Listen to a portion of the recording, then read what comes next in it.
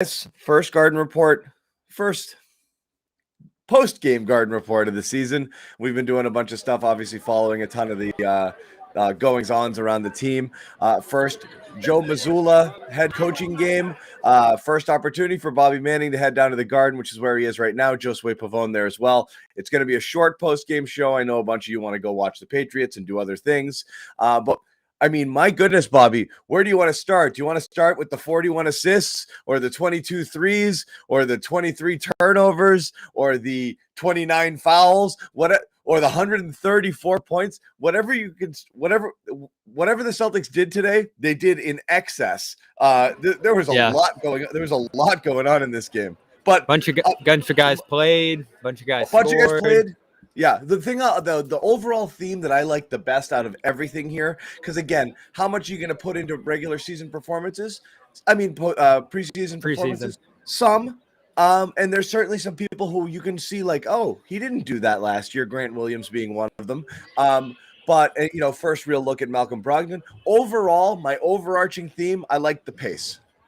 Mm-hmm. Yeah, and this just goes to show, for everyone who has questions about Joe Mazzulla's coaching acumen and is he ready for this from an X's and O's standpoint, they're out there doing good stuff offensively, scoring 134 points the first time he steps into that coaching seat. So this is about the talent of this team, and man, do they have a lot. I mean, we've nitpicked their center depth and the wing depth and all of that. This is about as flexible of a Celtics team as we've ever seen, and it was on display here. The amount of ball handlers, creators. You had Horford creating out of the post early. You had Brogdon with the second unit, throwing passes everywhere. A little bit of Pritchard, a little bit of Hauser and Grant in between. I mean, everybody was dishing assists in this one, including the guards who started the game. So I think there's a lot more positive out of this one than negative. Are nitpicks that you can go at, whether it's the turnovers, whether it's the size of that starting lineup and how they transition to that. They definitely got hit on the boards early pretty badly. But offensively, they just took out the flamethrower starting in that second quarter and just let it rip for the entirety of that game. And the Hornets really couldn't keep up talent-wise. So this is what we're dealing with, John. The head coach is gone. A few key injuries. But this team is still talent-wise head and shoulders over much of the league. They're going to have a few key contenders in the East, obviously. There's still a few powerhouse teams in the West. But this team, talent-wise, core-wise, is still right up there with the contenders, as you saw here today. Yeah, I mean, look, I'm not ready to say it after one game, but on paper, everyone loved. On paper, you loved what they did. You loved Brogdon. You loved Gallinari. It's not here. You loved Rob Williams. He's not here. So you really have to see it because you need multiple things in order for them to kind of actualize their potential and be as good as some people think they'll be. You need a bunch of things. You want Tatum and Brown to continue to make strides towards their best version of themselves, wherever that's going to be. Their prime is coming in a year or two. You want to see them come as close to it as possible. So you want to see continued improvement overall in their games. Jaylen Brown looked like he was in midseason form. He's talked about this being a big year for him. I thought last year was going to be a big year for Jaylen, tell you the truth, coming in, where I thought he'd kind of level up with Tatum in terms of, the 1 and the 1, not the 1 and the 1A or the 1 and the B sort of guy. You got to see how Malcolm Brogdon looks. Again, I'm not saying old, but he's 29. You want to see how he looks in this offense with these pieces. You wanted to see Rob Williams level up. You want to see Grant Williams level up. Grant Williams, after just a snapshot, 15, 20 minutes, looks like he absolutely leveled up. You talk about people going in the lab and working on stuff. Grant, one of the things he talked about, I think it was a couple days ago, Bobby, when you were down there covering the team, was he's trying to do more stuff off the dribble, add things to his game, not just be a guy who stands in the corner and knocks down threes. How many good things did he do off the dribble today, both in terms of a couple of finishes, a really nice lefty one off the glass in the first half, and driving and dishing. He did drive closeouts a little bit better last year than he had the year prior, but he looked like he had added a lot of elements to his game. Yeah, and the offense as a whole, I thought, worked good on 3 levels. You were working it from the top to the middle, down low to the basket, or sometimes they'd go from the top to the post, where Tatum and Horford had some good passes out to the perimeter for threes. And this was like a record-setting kind of three-point performance from this team. So they've obviously upgraded in terms of shooting overall, too. But I like what Grant does in between there. I think Horford, getting him the ball, the amount that they did early in this game was great to see. And Hauser even made some nice secondary passes in between. I'm sure we'll get to him at the end of this game, but he looked incredible. So there's real offensive depth on this team. There is. And so the pace, to your point, they worked the ball into that offensive zone super quickly. Everybody, right? Pretty much everybody was funneling the ball right out past half court once they got it. Yeah. So, and you talk about, it's all about hopefulness, right? Preseason is brand new. It's like, you know what you have. You know who Marcus Smart is. You know who Horford is. You know who Tatum is. You know who Brown is. Even if none of them improve even a lick, you know that they're outstanding players and you know what they're going to bring on a nightly basis. You know, leveling, you want to see them level up, certainly the younger guys, just because you want to see how high this team can go. But you know what you've got there. Brogdon is, you know, for all intents and purposes, a proven commodity. Are there other things you want to see? Yeah. You want to see, can Hauser actually play rotation minutes and not get buried here defensively because he's not able to hang? That's certainly, I mean, he didn't look lost out there. And when he's hitting his first 5 threes, that's really what it comes down to is if he's making threes at that, certainly not at an 83% clip, but if he's knocking down all of those open looks, yeah, you can live with not ideal defense because you do need some specialists out there to do that. And it really does add an element. You look at Kevin Gelly, and I know it's early in the game. Our new guy, our Kevin Gelly. I love this. It's early in the show to be talking about him, but I mean, what you want him to be able to come in, provide electric minutes off the bench when Rob is out. Is he a Rob replacement? No. Could he be a Tice replacement? Maybe, you know? Yeah, he's a better shooter than Tice, I think. I don't know about that, but he did knock one down today, but I mean, he's athletic as hell. He gets after it. He's very, very aggressive. Kind of what I thought we were getting out of Bruno Fernando last year, but he never really got any run. I kind of see some similarities there, both like just a slightly undersized, but a lot of hops and a lot of energy. Yeah, for sure. And I got a chance to talk to him at practice the other day. We have that up on Celtics All Access. Good energy, good mind. He's I think we talked about this over the summer, Dikembe Mutombo's nephew. So he's got good pedigree there, great size, physicality. They've loved him in practice. And there's certainly room for him to play now, right? Luke Cornett on the bench with the injured ankle. They're bringing in Blake, who I guess was here in uniform today, but hasn't officially been signed. So this was his day, and he did a lot with it. Offensive rebounding's his thing. Rolling and getting above the basket is certainly his thing as well. And he can do a little of that pick and pop stuff too. So great physicality there. I mean, in terms of a two-way signing, that's a high level signing. I feel like he's kind of a end of a roster guy in terms of his talent, and he was drafted pretty high in his draft as well. So at the very least, let's say he doesn't play at all in the NBA. It's a good asset to have with J.D. Davison in Maine, catching lobs and playing some pick and roll with him. And if there's an emergency and you need a guy at the 5, he could be that guy. And listen, I'll give him a chance against Cornett.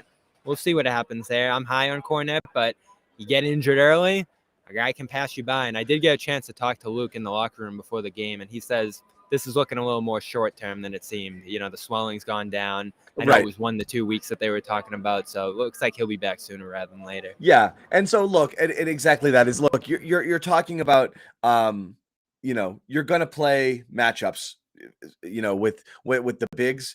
There's going to be certain guys you're going to need a little bit more height. There's going to be teams you play against where you can get by with one big or some Grant minutes or even some Tatum minutes, you know, as a center in a small ball lineup, and you can get away with that. And that's just what they're going to have to do. They're going to have to piecemeal it together without a real rotation of bigs and just fit the pieces wherever they fit. So again, early sign from what you saw from the guys here. Yeah, sure. I like it, but they got murdered on the defensive glass. That's going to be an issue without Rob there. So let's start there. That's going to be a real issue. And the reason I didn't want to make a big deal out of going small, a lot of us wanted to go single big 3-guard or 3-wing lineup last year and most of the year before, until double big just started murdering people, and then everyone had to just shrug their shoulders and say, okay, well, that's their identity. But it's double big only because Rob exists. Otherwise, double big doesn't really work for this team. So this team might have to lean into a different identity. You start Derek White tonight, and the reason I didn't make a big deal about it, Bobby, is last year they started Bruno Fernando at the 4 in the first preseason game, and we were like, is this something? No, it was Herman Gomez. Oh, they started Herman Gomez. Sorry. They started Herman, and everyone's like, is this something they might do? And of course it wasn't. So, but whether it's D. White or Brogdon or something like that, or Grant, it's possible that you're going to get a smaller-ish lineup to start here. Yeah. But they really got slaughtered against a team that is not physically imposing up front. Yeah, and it was an interesting look. And we asked Joe before the game about starters. He's not a coach who's going to tell you the starting lineup, so we're going to have to roll with that throughout the year. But he said not to read into whoever he was starting, much like Ime did in that first game last year when they went with Herman. So this was just a look. They went with different looks throughout the game, right? Vonleh started the second half next to Horford. You had a stretch there, I think, just before halftime where Smart was playing center against Plumlee there. He got to play pretty much every position in this game. So there was definitely some experimenting and mixing and matching with lineups that they did there. As far as the small lineup goes, you definitely see that this team that didn't have Brown and Tatum playing the four much last year, that, as you said, went double big pretty much the whole season, there's going to be some getting used to in terms of boxing out, in terms of playing up positions against bigger guys. The boxing out was terrible early. You just had guys walking to the rim for putbacks and stuff like that. And listen, I think we talk a lot, John, about is rebounding that important. You kind of see in a game it is when you get killed. Diminished. It is when you get killed. But if you're shooting lights out, you counteract it pretty quickly. So that's what they ended up doing here, and it didn't hurt them that much. And then it's steadied out by halftime, right? They were pretty much even rebounding the rest of the way. So we always make a big deal out of that because it looks bad when it's bad, but they ended up figuring out by the end because they have some big wings. Brown and Tatum have played that four spot earlier in their career. It just goes back to what we talk about in terms of the load on these guys, the wear and tear throughout the season. Horford having to take on a bigger role inside. They're thin there. They are. If Kabengele can't step in, if Luke's not a starting level guy like they seem to want him to be early right now, it's going to be a lot of Horford, a lot of Tatum and Brown at the four, a lot of Grant defending fives in certain matchups. Like, it's kind of by committee there at that five spot right now. Yeah, no doubt about it. And that's what it's going to have to be. We definitely want to talk about a few more things. What's going to happen? Bobby's going to disappear. Josue is going to pop on for a little bit while they get into the locker room and talk to some people about some post game. We do want to tell you quickly about our terrific sponsor, Athletic Greens. I assume everybody woke up today and downed a scoop of it in a cup of water. You throw it back because that's what you do to start your day. It's our terrific partner, Athletic Greens. We use it every day. We started taking it because they gave it to us and we tried it and it makes us feel better and we love it. Why do I consume it? Exactly that. It's one-stop shopping, 75 high-quality vitamins, minerals, whole food sourced ingredients, probiotics, helps you start your day right, helps gut health, nervous system, immune system, energy, recovery focus, aging, all the things that you're probably spending, you don't even know it, $7, $8, $10, $12 a day through multiple different things, trying to piece it together. Again, $3 a day here, one scoop in a cup of water. Support all of that stuff. It's diet friendly, regardless of what diet you're on, virtually no sugar, zillions of 5-star reviews, pro athletes, health experts, celebrities endorse it. So again, it's time to reclaim your health, arm your immune system, convenient daily nutrition, one scoop and a cup of water every day, and that's it. No need for a million different pills or supplements to look out for your health. To make it easy, we have a couple of things we're going to give you here. Go to athleticgreens.com/garden, and you get 1 year supply of vitamin D and 5 free travel packs. Once again, athleticgreens.com/garden. You get all of that stuff that we told you, and a phenomenal t-shirt. And we just started sending these out, people, and they're on their way out. The first batch, I think we've got a dozen or so of you who have jumped in and tried Athletic Green. We'd love to hear from you guys too and tell us what you think about it so far. But again, jump on and grab some. You get a free t-shirt as the season begins here. Bobby, what else stuck out to you here in this game? How good Brogdon looks right away. That was my biggest takeaway by far, because we're all waiting to see what he looks like, right, with these guys and what his role is. And it looks like he's going to be that second unit point guard with the ball in his hands, running some pick and roll, hitting guys on the perimeter. His passing was sensational. He had a few turnovers to start, a few sloppy plays from guys catching the ball. It probably cost him double-digit assists in this game. But he flew right up to 5 in that second quarter, ends with 9. And it was a struggle sometimes to see one guy get up to 7, 8, 9 assists in games last year. I know this team's more by committee passing, but he made it look easy here. And guys are shooting well, that helps. But his sort of glue guy in between versatile game just fits right in, and he can hit some shots, and he can drive to the basket and finish. So he just does a little bit of everything for you. He's got size, so he holds the defensive system well. It's just such a good addition, and we'll see how he holds up health-wise. I saw him already grabbing his left leg a little bit after a spill in this game, but he looked great, gave them a big boost, and I thought him and Hauser in that second unit run were the biggest reasons that they shot ahead by 10, 20 points like they did. Yeah. No doubt. And we already have it in the chat, people clamoring for, him to take Marcus's spot. You're going to get, this is the downside, the negative aspect of Brogdon playing well is every time he does, it's going to be viewed as a referendum on Smart rather than just, hey, it's nice to have both of these guys so you can coexist and you have guys who can both lock it down defensively, handle the ball, score when needed. Brogdon, obviously, more so. He's a guy who can really take it to the basket. So that's really nice. But the distribution, you're right, Bobby. I mean, we would freak out if somebody got to 6, 7, 8 assists last year because it just was a rarity. And as you said, it's more of a passing. And again, everyone's going to jump all over me for saying this. And I'm not saying it, but I'm saying it. Having the ball in Tatum's hands less having the ball in Tatum's hands less is better. I never liked, still don't like the offense runs through Tatum. I don't like it. I don't think he's the guy. I think it slows your pace to a halt. I hated that philosophy last year of this idea that Tatum is essentially your point guard. I hate it. I don't want to see it. It's one preseason game. I want the ball whipping around. I want it in the hands of ball handlers. I want more distribution. And then you want Tatum just to be free and to be Tatum, but not to just clog things down and bog things down. And again, I liked the space here. And part of the reason was the ball just didn't go to Tatum and just sit there on the wing and stagnate for a little while he was trying to cook. That helps when you have other offensive options and improved shooting where you don't have to feed him. So him doing that was a byproduct of lots of different things. Not necessarily having true point guards and not having as much offense as you'd hoped for, but I don't want to see it. I don't want the offense running through Tatum. I really don't. And so that's it. I said it. Done. Yeah, and he didn't much today, right? He didn't. Was out of it early, 1-7 start, right? Yeah. Sort of a cold start, but Brown takes the ball and makes some stuff happen. As I said, they gave Horford quite a bit of opportunity to create on the ball, and he just ended up sort of getting looks on the wings, which was good for him, right? He charged into, I think it was Washington down below, or Oubre, got some free throws that way, was able to catch and create more than create off the dribble. And, he got his step back to go. It's heated up as the game went on. It was a fine Tatum start. Looked like he was just trying to shake off the rust out there. But you're right, this team has more outlets for offensive creation. And if Mazzulla comes from that school of thought, more like Brad Stevens, where it's equal opportunity creation, I think you will see a lot more guys with the ball in their hands to make it easier for him. That's a big reason Brogdon's in here, right?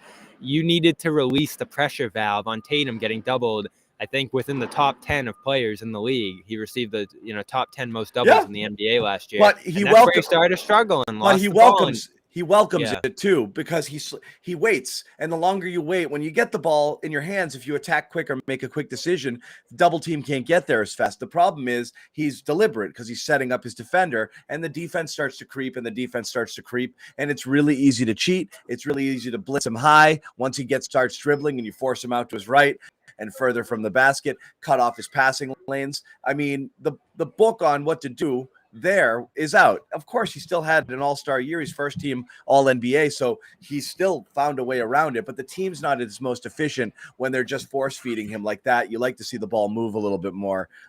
So that's fine. Obviously, you would love to have a game where he doesn't shoot poorly from three and turn the ball over a ton. It would have been nice to not. He had a few plays early in but this who one, cares? Right?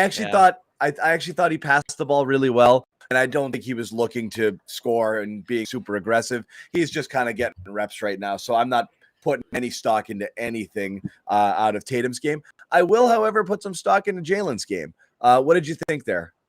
Oh, great. Aggressive, downhill, dynamic around the basket. He's got that pull-up two going. he is an elite scorer at this point. There's like, we know this. He's going to shoot 50% from the field. He's going to finish at the rim at a high level. He's going to knock down those mid-rangers, and hopefully he'll shoot a little better from three last year. I don't think he was excellent from three last year like he's been in the past. But he has that ability to score from three levels.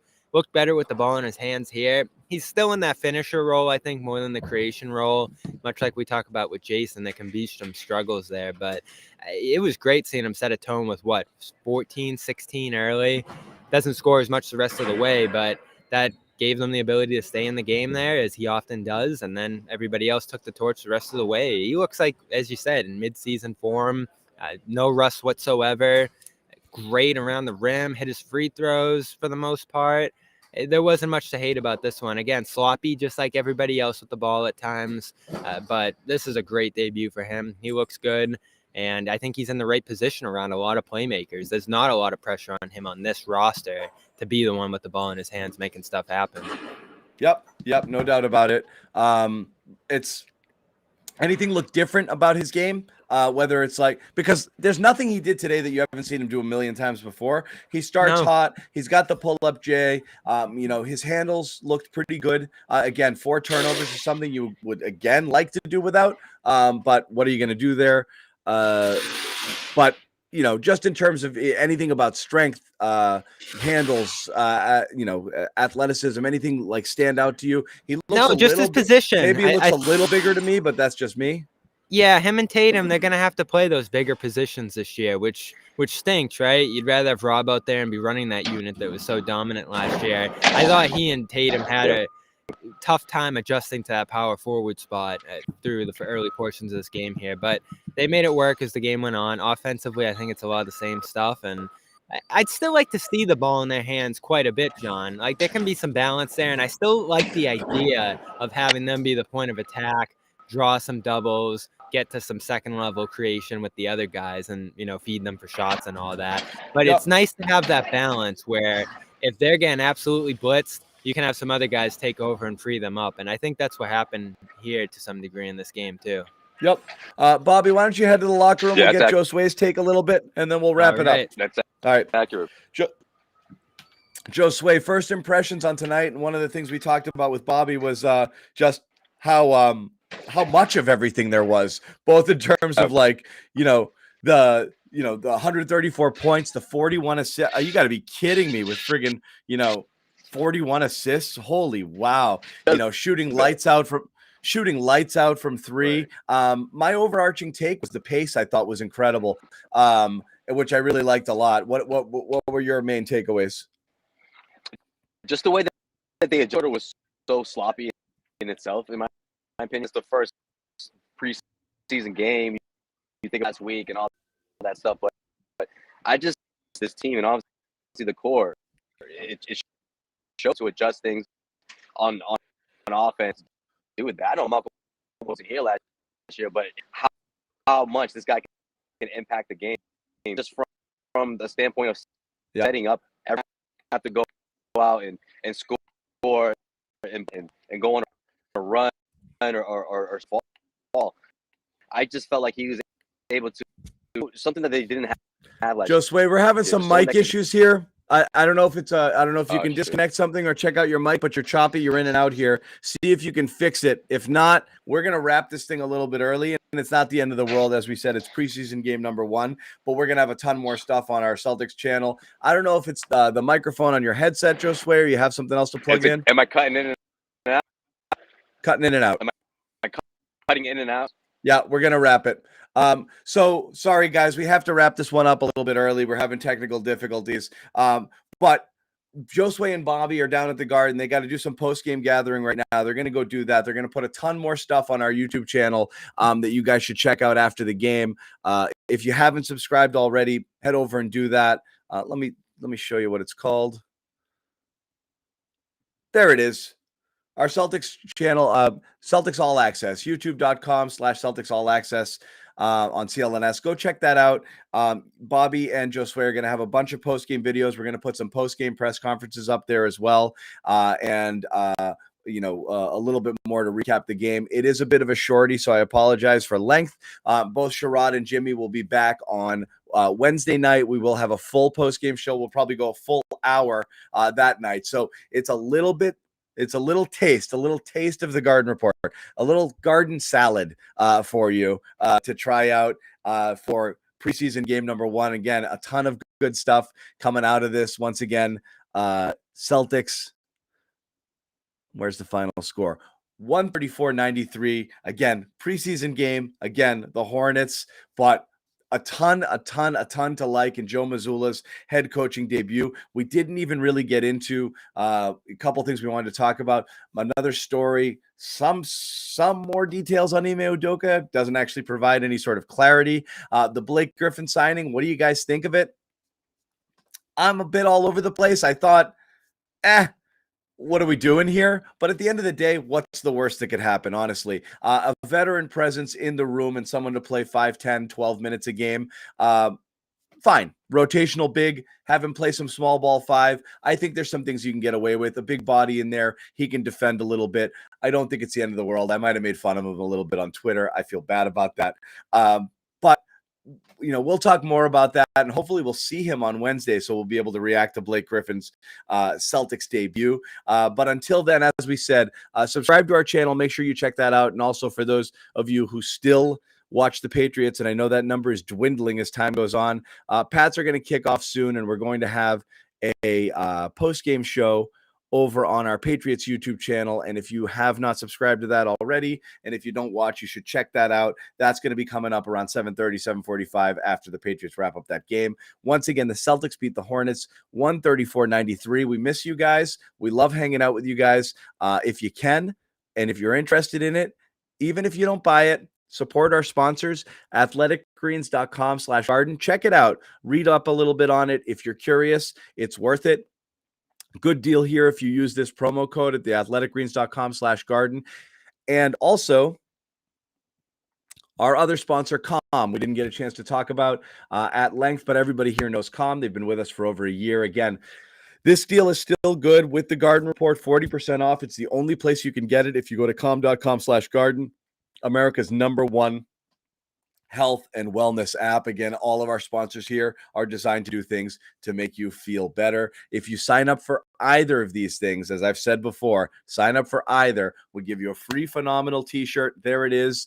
We'll send it to you. All you have to do is DM me, John_Zannis, ZANNIS, your receipt, and I will send you a t-shirt with love, actually, with nothing else, just the t-shirt. But send me the screenshot, your full name, your mailing address, your shirt size, and we'll send it right out to you right away. They are printed out, and the first batch already went out. So again, thanks for watching. 134-93. A lot to be excited about from the Celtics debut, but most of all, just having basketball back in our lives is good. I already kind of feel it. There's a little bit of juice. There's a little bit of excitement in the air. And if you're a Boston sports fan, not just a Celtics fan, Celtics are the team you're going to ride or die with here at this point. No question about it. So good to have them back in action. We are going to wrap it up. We will see you guys on Wednesday night. Take